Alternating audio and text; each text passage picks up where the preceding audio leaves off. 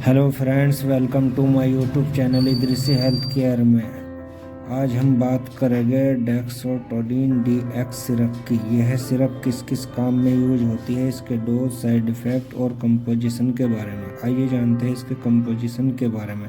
डेक्सट्रोमेथ्राफेन hydrobromide IP 10 mg, chlorpheniramine maleate 4 mg, menthol IP 1 mg।